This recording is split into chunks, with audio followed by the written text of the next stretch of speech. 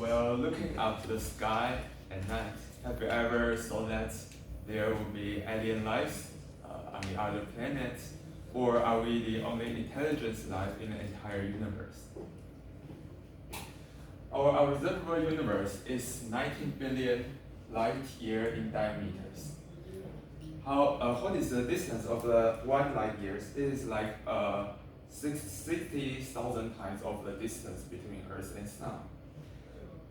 And the number of galaxies in the entire universe is about 100 billion. And each galaxy is about 100 billion stars in it.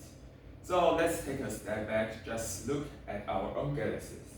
Our own galaxies has about 20 billion sun-like stars.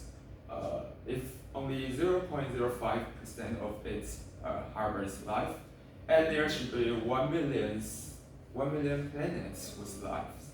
But wait, there's more. Since the galaxy is 13 billion years old, and our Earth is only 4 billion years old, so there should be trillion and trillion of chances that other intelligent life exists. If one of them developed into super technology, space traveling civilization, and we should have noticed them by now. And then we first to look at what would the civilization be like. We divide the civilization into 3 types. One is the type 1 is that the civilization is able to use all of the energy of its own planet. Take human for example, we are now at 0.73 in the scale. And the type 2 civilization is able to use all of the energy of its home star. For human, it is like the sun. We can use the whole energy of the sun.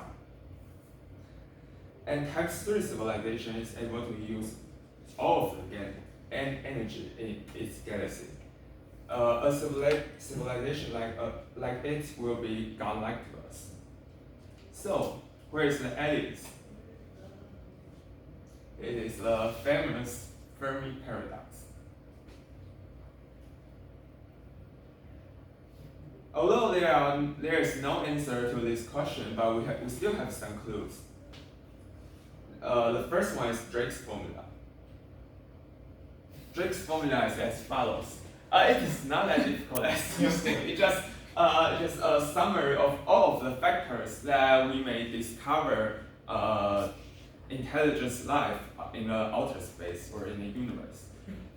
Take for example, like it multiplies the factor of fraction of stars that have planets, or a fraction of planets with life where life developed intelligence, etc. The result of the research of the number of n is different from 0 to 200. So there's a big controversy and debate over this formula. And second solution is the gray filter. What is the gray filter? The gray filter is a very hard barrier for a species to overcome to live. So there are 2 scenarios. They come in different degree of scary. One is that there are gray filters and we have passed them. This is very happy thing. Like that, the evolution of life may be harder than we think, and the scientists haven't known the mechanism of how life evolved yet. So we may be the first species the first intelligent species in the entire universe. But there may be another scenario, that is, there are gray filters and they are ahead of us. This one would be really, really bad. There may be some kind of things that we develop technology to a scale that we are able to self-destroy us.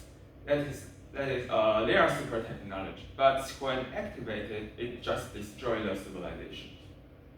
Or there's maybe another interesting idea, that is, there are an Asian type 3 civilization we talked before, is able to use the energy of the whole galaxies. That is monetary. When we develop advanced enough, it just destroys us in an instant. Yeah, this is another possibility.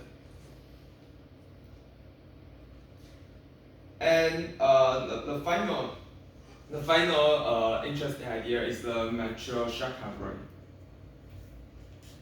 The material shock covering can be concluded as leisure program powered by sun.